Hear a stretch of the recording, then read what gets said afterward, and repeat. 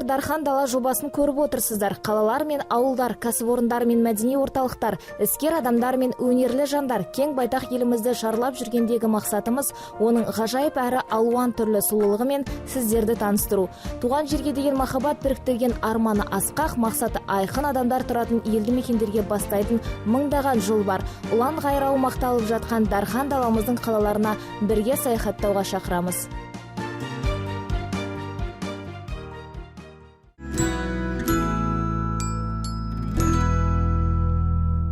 Қарағанды облысы Еуразия континентінің орталығында орналасқан. Бұл жерде Қазақстан халқының 1/10 бөлігі өмір сүреді.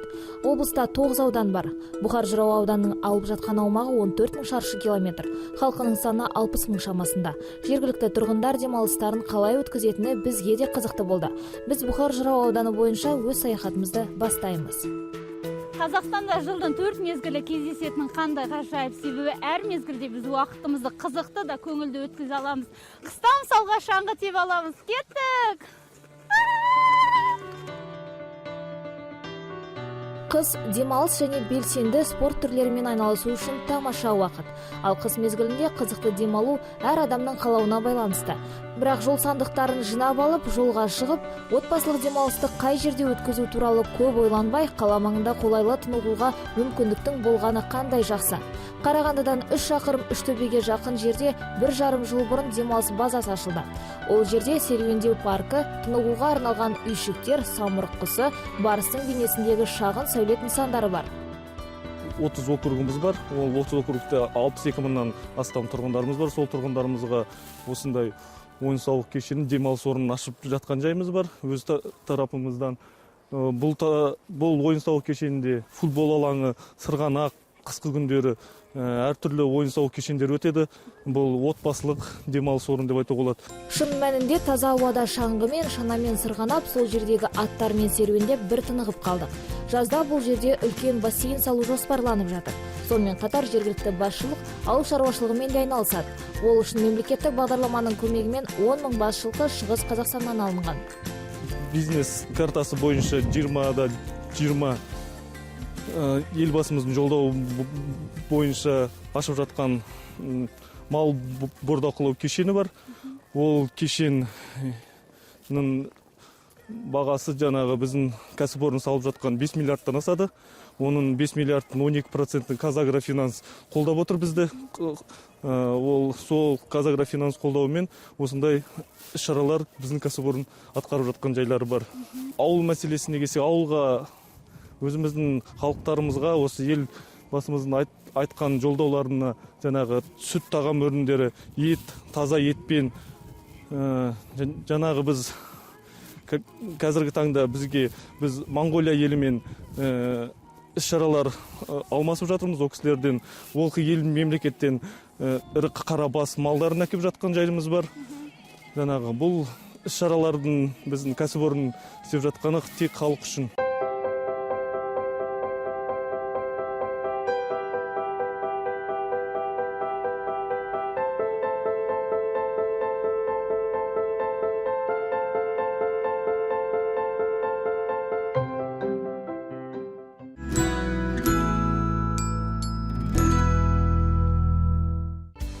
Бекіренің басын тасқа ұрса да қайтпайды дейді. Яғни бұл мақалда бекіренің ерекшелігінің, етінің жұмсақтылығын, уылдырығын құндылығы туралы айтып кеткен. Бекіре уылдырығы Қазақстанда ғана емес, бүкіл әлемде сапасы жағынан ерекшеленеді. Бекіре балығы аса қымбат балықтар қатар жатады.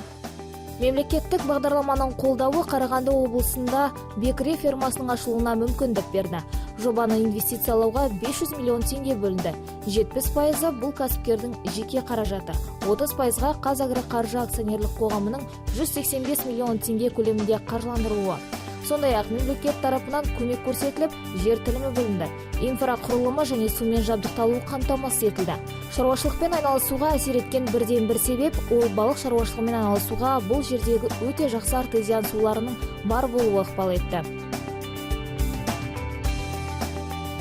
450 квадратных метров. Күрделі құрылыс жұмыстары жүргізіліп жатқан сәтте біз жер телімін таңдап алдық. Бұл жердегі барлық зат дәл осы жоба бойынша салынған. Көріп тұрғандарыңыздай ғимараттағы бағаналар, бассейндердің орналасуы, арнайы жабдықталған құрал жабдықтарға байланысты сәйкестіріліп орнатылған. 2013 пен 2016 жылдар аралығында балық шаруашылығымен айналысудың дайындық кезеңі жүргізілді. Ағымдағы жылдың көктем мезгілінде алғашқы Сібір бекіресінің шабақтары алып келінді. Единовременное содержание поголовья, оптимальное, которое у нас рассчитано. Қазіргі уақытта біздегі балықтардың жалпы саны есепке алынды. 14200 бұл Шымкент топтамасы және 18200, яғни бұл шамамен 33000 балықтардың бір уақытта осы жерде орналасқандығын айтып кеткім келеді. Олар салмағы бойынша әртүрлі. 40 граммнан 2,5 килограммға дейін, тіпті қазірдің өзінде дара түрлерде кездеседі.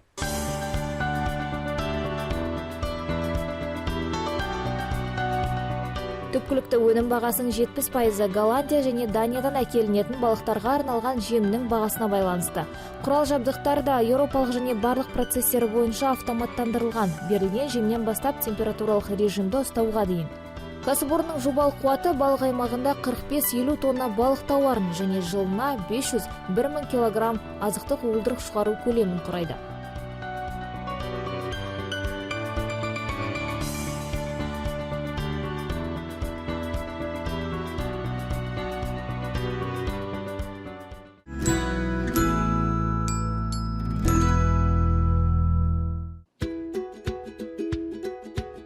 Бұхар Жырау ауданында бірегей адамдар да бар. Олар Қаражар ауылындағы өскелең ұрпақтың дамуына барынша үлес қосып жүр.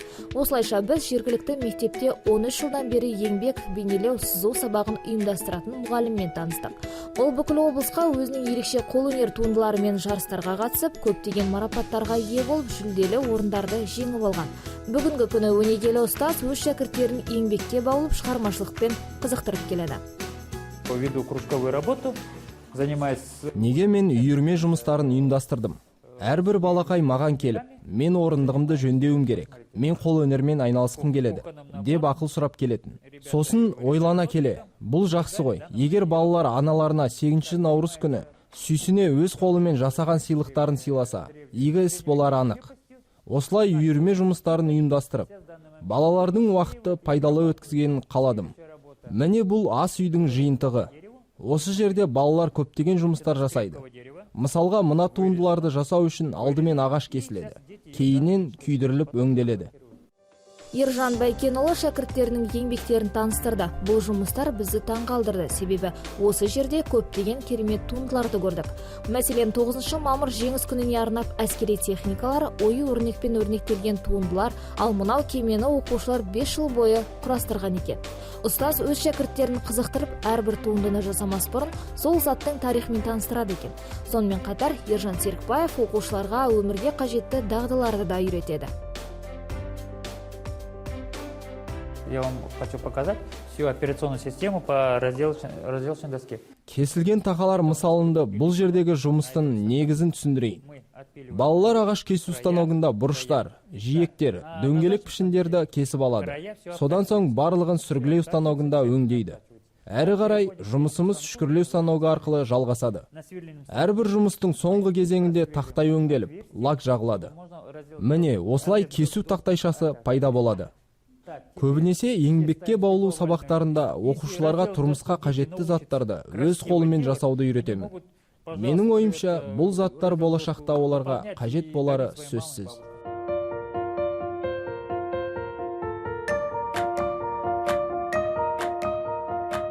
Біз жұмыс істеу барысына қызығып, күннің батқандығын байқамадық. Ержан Байкенұлы біз секілді жолаушыларды өз үйіне қонаққа шақырды. Қазақы қонақжайлылықпен үй иесі бізді төрге шығарып, жоғарғы құрмет көрсетті. Үлкен дастархан басында барлық отбасы болып жиналып, үйдің үлкендері жас ұрпаққа бата берді. Біз Қарағанды облысындағы қонақжай Бұхар Жырау ауданындағы саяхатымызды аяқтап, өз сапарымызды жалғастырамыз. Сіздермен бірге Дархан Дала бағдарламасы болды. Келесі аптада амандықпен жүздескенше.